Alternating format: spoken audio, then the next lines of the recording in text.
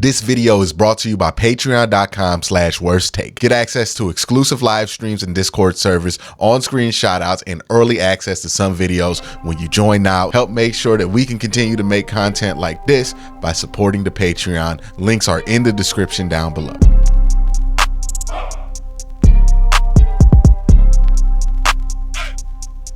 All right, we got some important updates about the Deshaun Watson case that we talked about yesterday. The Jacksonville Jaguars apparently have a starter who's likely not going to play in their secondary this week versus the Cleveland Browns. We also have the Browns signing a linebacker to the active roster. I know we talked a lot last time about a practice squad player. We're also going to talk about what Kadarius Toney could bring to the team as far as being a practice squad player.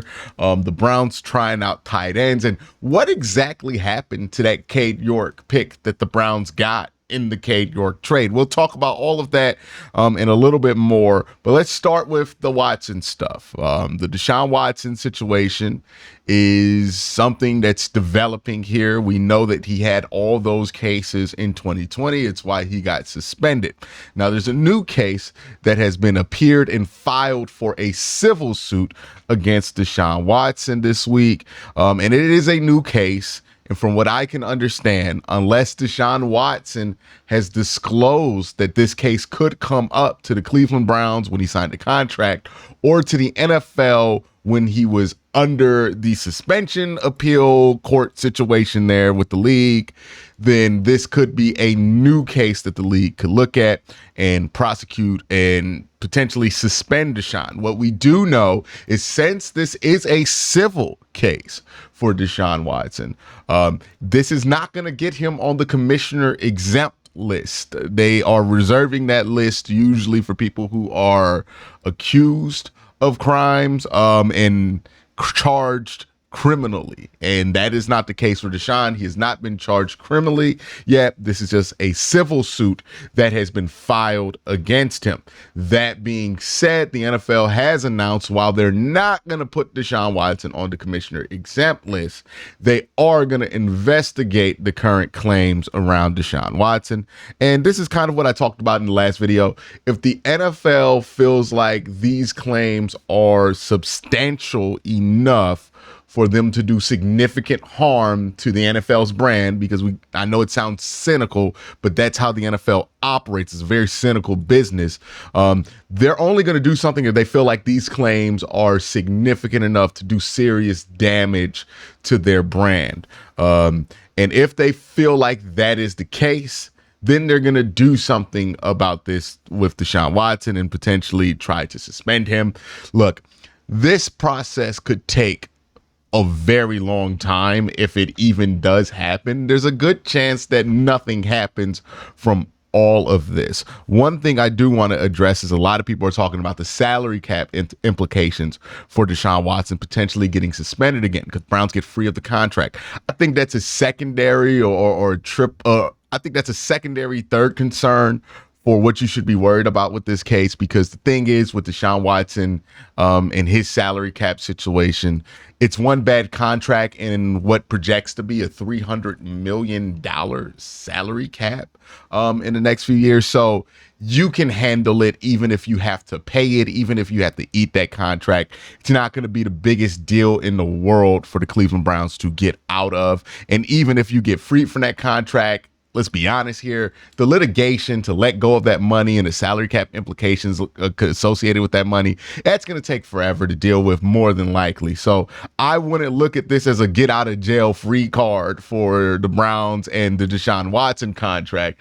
I would just look at this as a situation that's going to affect whether Deshaun Watson is going to be available for this team going forward and how much longer the Browns are contractually tied to him, not necessarily a financial standpoint. The Browns kick money down the cap. They've been able to re-sign everybody they have. There's not going to be a salary panic with Deshaun Watson's contract, and I don't project that happening. And also, if you get rid of his contract, I don't think they're going to use that free money to bring in another expensive quarterback. I think they're going to look towards the draft to get another quarterback. So that's the Watson stuff.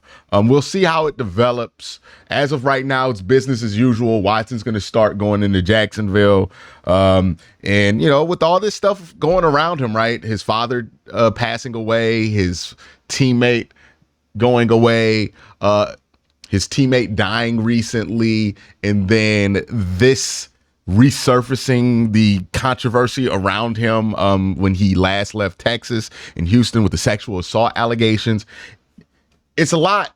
It's a lot going on. And, you know, we've seen Deshaun Watson deal with a lot going on, and it hasn't been great play on the field. So, you know, we'll see what we get on Sunday from him at the quarterback position, because he really can't afford to have a bad game.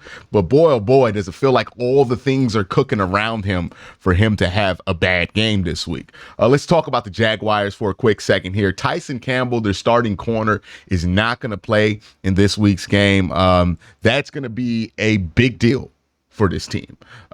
They struggled in the secondary last week with Tyson Campbell in there. It's going to be Monteric Brown, for what I can tell, that's going to get the start there in place of Tyson Campbell. And he kind of goes to the Watson stuff, right? If Watson wants to have a bounce back week, this is the week to have it. You're going to play against a weaker secondary. I know there's a lot going on with him right now, but he's got to make a stand, play well sometime, and this is a good time to play it, because people are going to expect you to play well against the only defense in the NFL that allowed a 300-yard passer in week 1. Remember, last week, or the first week of the NFL season, a record number of teams did not give up more than 200 yards passing. Like, it was 2,000 numbers that we saw from a lot of these passing games. Good quarterbacks, high-name quarterbacks, right? Aaron Rodgers under 200 yards, Justin Herbert under 200 yards. A lot of quarterbacks under 200 yards this week in the NFL. So it's kind of where we're at as a league. And if you're Deshaun Watson, you got to take advantage of those opportunities there, because it seems like one of the weaker secondaries in the league, and now they're missing a starter there. The Browns brought in a linebacker. This means to me that, you know, Tony Fields probably going to be out a little while. Mahmoud Diabate probably going to hit the injured reserve list here. They're bringing in Kaliki Hudson. He was a 5th-round pick in 2020. Last year, he was on the Saints, I believe. He had 54 tackles, 26 stops, and 1 sack in 2023. These are solid bottom of the roster linebacker numbers. Wouldn't expect giant things from him coming onto the roster, but he is going to be active. The Browns signed him off of the Saints practice squad onto their roster, so that means that he's going to play there. Another tryout that they had for tight ends. The Browns going to have to look at tight ends. Doesn't seem like they're interested in bringing back Zaire Mitchell-Payton.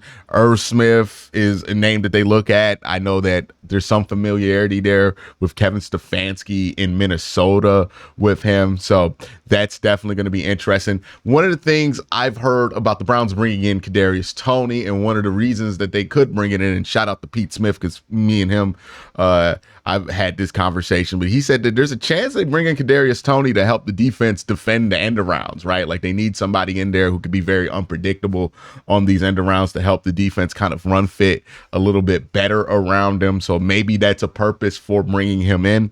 And then lastly, we're going to talk about this pick that the Browns could have got from this Cade York situation. So the Browns traded Cade York for a conditional 7th-round pick, and it appears that the Commanders made a very strategic decision here with Cade York. So the reason I think the Commanders cut Cade York is not because his performance was so bad. He missed one 57-yard field goal and then one 45-yard field goal. Not great, but not like astonishingly bad of a game that would warrant an immediate cut like you usually see teams sticking with it.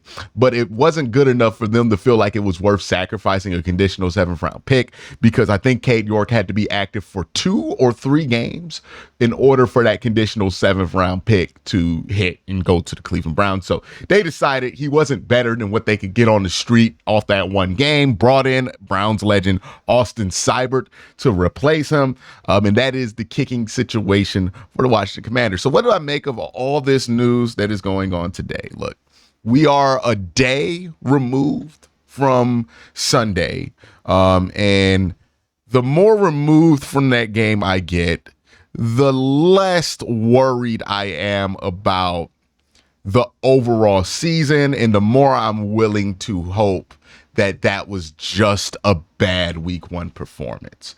Now, again, I don't think that should make you blind to the things that weren't good in that game. I think you should pay attention to the things that weren't good and keep a watchful eye on all of those things. But I also don't want to get so down in the dumps about week one that I can't really see the full picture. The truth is, teams put together great week ones all the time and have bad seasons after it, and teams put together bad week ones all the time and have good seasons after it. Week one does not really determine how the rest of the season is going to go. So you can't look at it like that. It's not an accurate barometer of what the rest of the season is. And the truth is, we got 4 more months of football to watch here. And those 4 months can go a number of different ways. It could be a roller coaster ride. Who knows how the run game is going to develop, how the defense goes around it, where Deshaun Watson's going to sit as far as his play level this year. We'll see. We'll see what happens. Obviously, week one, not going to leave a good taste in your mouth, but it's important to remember it's 1 week out of 17, 1 game out of 17. So long season ahead of you, and we'll see how we feel in a month. It could be completely different. So that's my entire thoughts on this. I just really want to focus on week 2 now and beating the Jacksonville Jaguars, but that's my thoughts. Let me know what you think in the comment section down below. Y'all have a great day. Have a better night. Peace.